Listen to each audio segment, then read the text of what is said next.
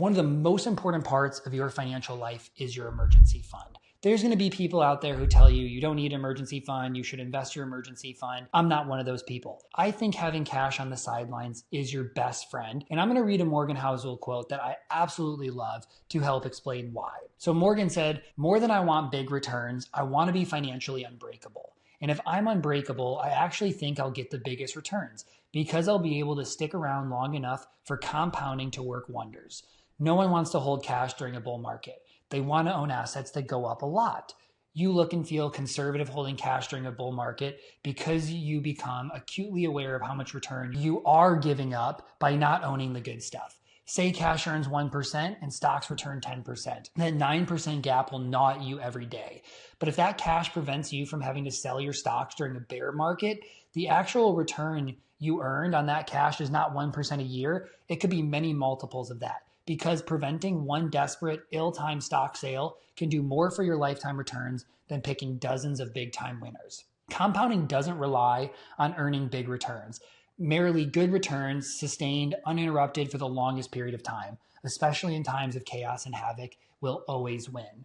I think this is one of the best quotes out there about the importance of emergency funds. So emergency funds serve a lot of valuable uses. It helps you if a random expense comes up, if a health event happens, if you lose your job. But even more importantly, it helps you not have to sell your investments at bad periods of time because you hold enough cash on hand. Now that you understand the importance of an emergency fund, let's talk about how much you should keep into there. And I think there's two key variables you look at. One of them is your own risk tolerance. When I think about emergency funds, I think about a few layers: 3-month, 6-month, and then 9 to 12 months. 3 months is people who have a high risk tolerance. Somebody like me. I am not going to sell my investments at a loss. I have a high surplus. I don't mind having debt. I don't have a hard time watching my investments move. I can sleep very well with 3 months emergency fund. So if you're somebody that's like, ooh, that really scares me, take a step back and think about, like, how would you feel at 3? How would you feel at 5? How would you feel at 6? And if at 6 you say, okay, I'd feel pretty good, right? I spend $10,000 a month, 60,000 feels good enough for me. I feel like I'll be able to weather anything that comes my way. Then 60,000 is probably the right number for you. So you're that 6-month period of time. But if you're thinking about this and you're like, oh my gosh, like that sounds horrible. Like, what if I lost my job? What if husband or my wife got injured and was in the hospital for a long period of time? Or like a child with an issue? Like, oh my gosh, I couldn't sleep like that. Okay, well then let's move to the next one. Let's move to 9 to 12 months. How would you feel at 9, 10, 11, 12? One thing that I always push people to do is start where you feel the most comfortable. I don't think you should have like 2, 3, 4, 5 years of cash unless very, very rare situations. But if you're like, hey, I know I should probably be at 3, but I can't sleep unless I'm at 9. Okay, let's start at 9. And every couple years we can reassess this. Did you even have to touch it ever? And through data and through experience, you might be able to slowly lower that down, or through data and experience, you might slowly want to build that up as you maybe have kids, a house, go through all those different life stages. I think that's the first variable that we really need to look at, is just how do you feel about cash on hand? Because at the end of the day, one of the big goals and values of money is being able to sleep well at night. You shouldn't just go do things that might be more optimal if you're not going to be able to sleep at night. That is just so not worth it. The other variable that we really need to talk about here is your own risk of your life, right? And this looks at job, family, house, blah, blah, blah. So some of the variables I look at are you a dual income household? If you're a dual income household and you both make similar money, you probably need less in your emergency fund than somebody else would, because if you lose one job, you still have quite a bit of income. If you have 2 jobs, but one pays 7x the other one, well, you still have quite a bit of risk. Like if this one's gone, you're good. But if this one's gone, you might have a big deficit. The other one's like, what type of job do you have? Are you a teacher, tenured professor? You're going to feel pretty okay with that. If you are somebody that is 1099 and paid on projects that last 1 month, that's higher risk. Do you have an old house and an old car? Do you have children? How large is your deductible and out-of-pocket max on your health insurance? All of these are variables that you want to think about. As I go through those numbers again, and I go to 3 months, I think about who's in 3 months. This might be high paid W-2 with dual income household with lower fixed expenses. This might be a business owner that's really far along, that's doing really, really well. This could be, just single income, but tenured professor or somebody extremely safe in their job. Maybe this is no kids, they have a newer home, newer car, etc. Then we go to 6 months. At 6 months, I think of, maybe we just have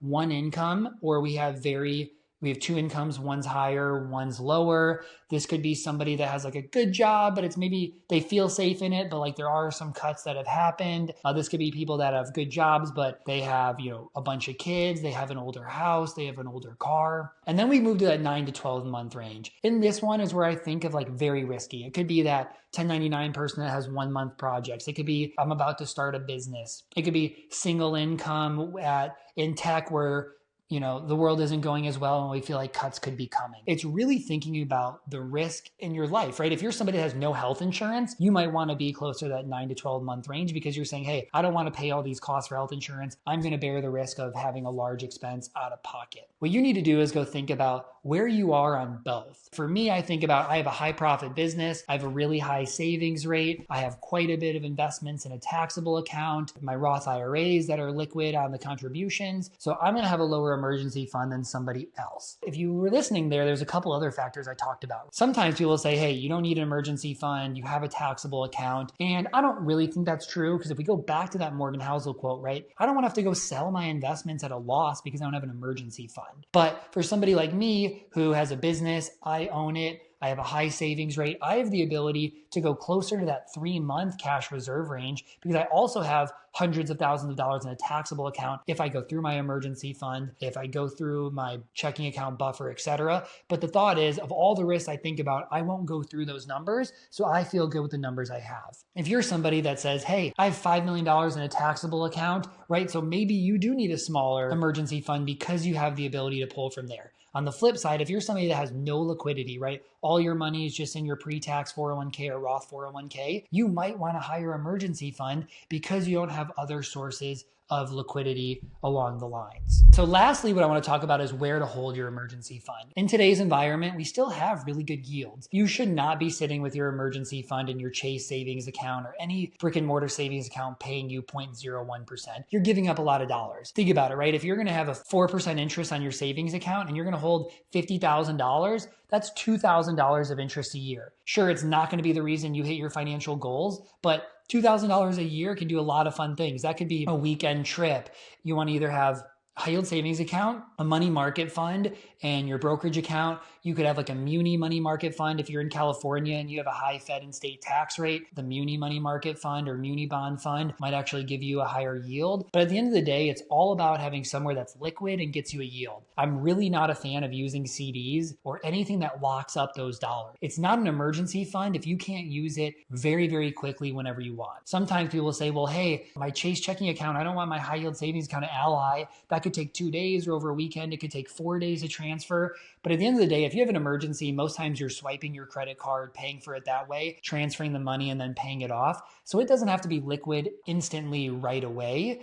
But you do want something that's liquid that you can get to, not where you're like, oh gosh, it's in the CD and it's going to be 3 years till I can get into it. At the end of the day, I hope you can understand why emergency funds are so important. Again, I think it is the foundation of a really good financial plan is having the right amount of cash on hand.